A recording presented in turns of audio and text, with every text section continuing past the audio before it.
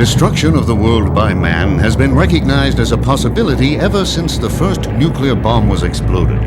But even as the world seeks a solution to that danger, a malevolent new peril has emerged and threatens the survival of mankind.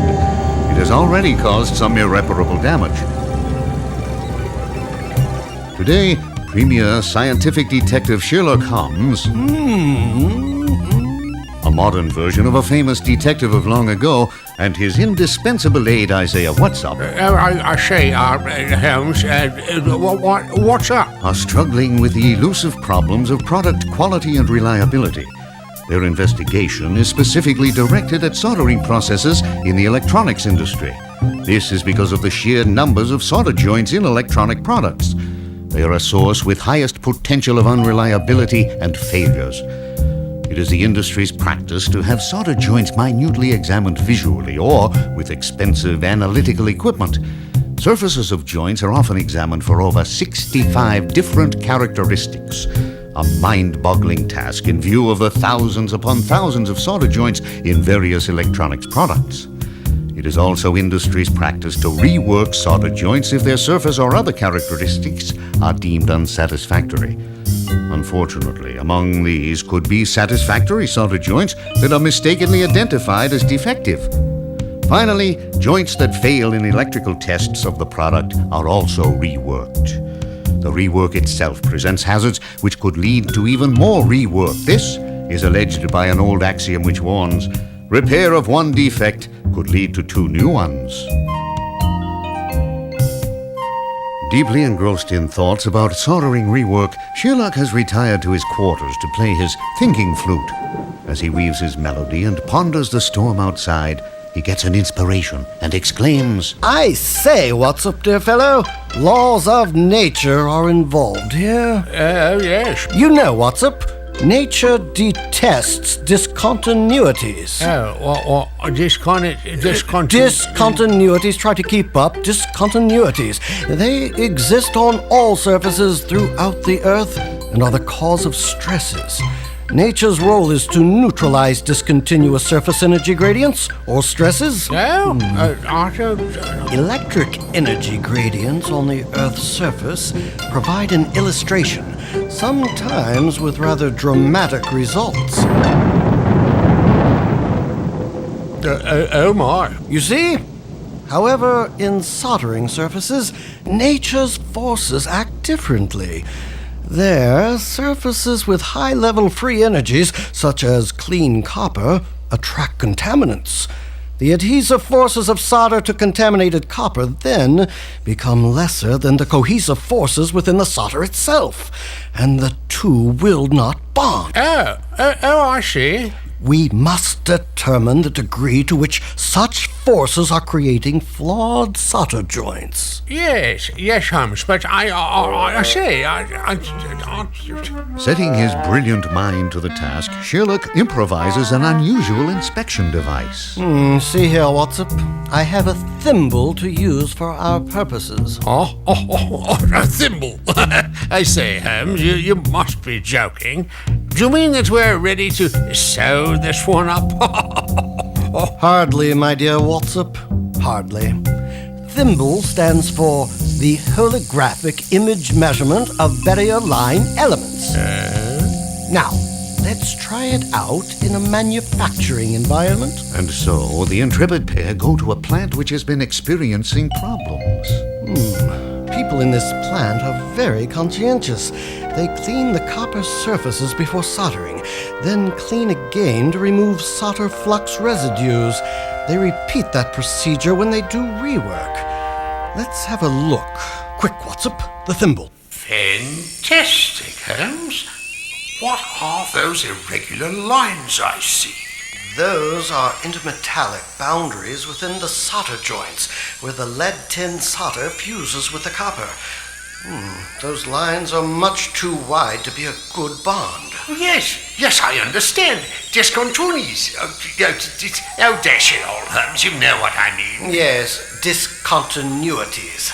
Now, see here, What's-Up. Here are rejected solder joints that are of good quality. These were rejected because of their surface appearances. They are about to be reworked. Why, that's compounding the problem. Visual inspections are subjective. It is impossible to consistently determine quality from surface characteristics. This needless rework may well lead to damage of these good joints. Incredible. Now, here are pinholes in the tinning that was applied to a contaminated copper surface.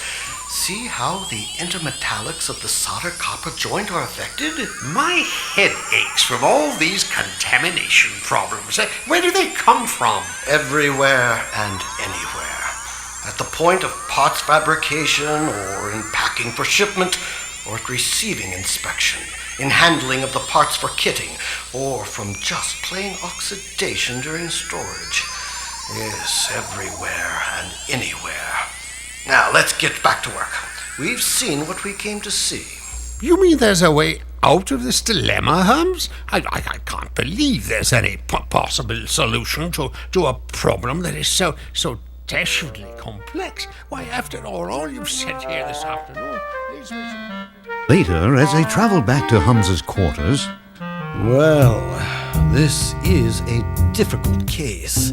The industry is paying a heavy price for all the rework, but I'm not content with the idea that rework and contamination are the only problems here.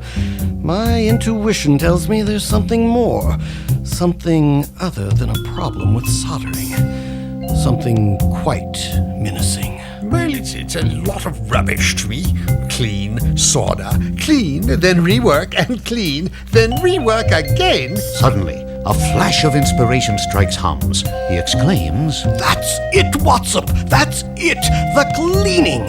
It's like the old fable about an evil genie that was released from a bottle. Good heavens, Holmes, what's wrong with doing a clean job?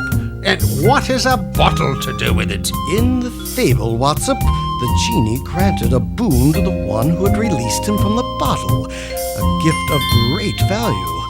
But hidden within the gift was an agent that would bring destruction.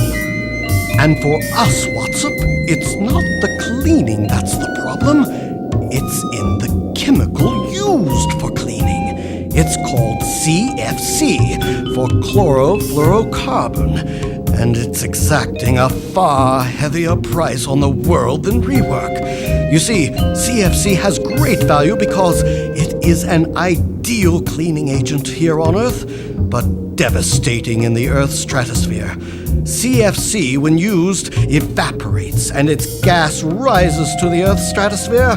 There it does its dastardly work, destroys the Earth's ozone layer. Why is that bad, Holmes? You see, Watson, without ozone to protect the Earth from the sun's destructive ultraviolet rays, the Earth would be devastated.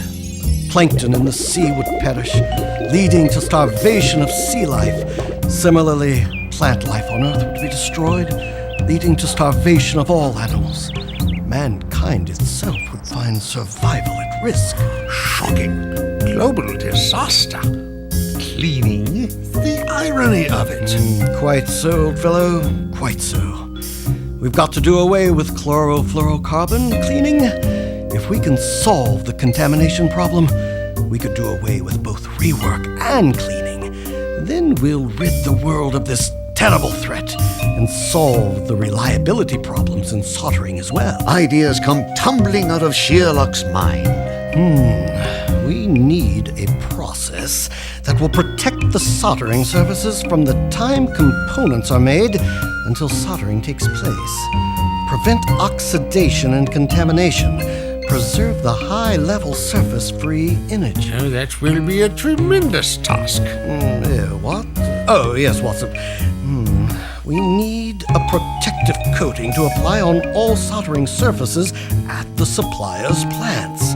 And besides being protective, the coating must not leave corrosive residue to clean. Where in the world will we find such a material, Holmes? Well, it needs to be developed. Invented, really. It will require someone with a special talent. A wizard in material and surface sciences. Yes, I know of one such. A good friend, an eminent scientist. He is Dr. Fred, of the Nucleation Technology Laboratories. I shall ask him to develop the special coating for us. It will be a severe challenge, but I'm confident that he can do it. I pray that he is available to undertake the task. Hans's faith in Dr. Fred was justified. In a short time and almost magically, Dr. Fred invented a material which, when coated onto soldering surfaces, is non-toxic, non-contaminating, and non-corrosive. Upon activation at soldering temperatures, it enhances soldering and then disappears, eliminating the need for cleaning. I say, Holmes, Dr. Fred did a smashingly good job. Yes, quite. What were you expecting? Holmes, this will solve the electronics industry's problems. Revolutionize it. However did you do it? Just sheer luck, Watsop.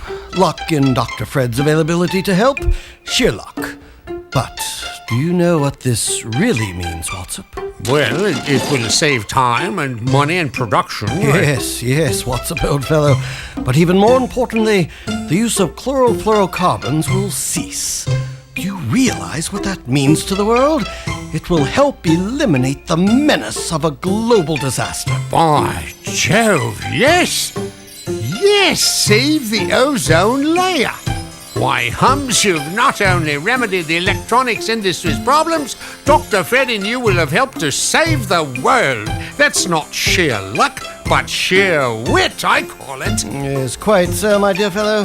Quite so indeed.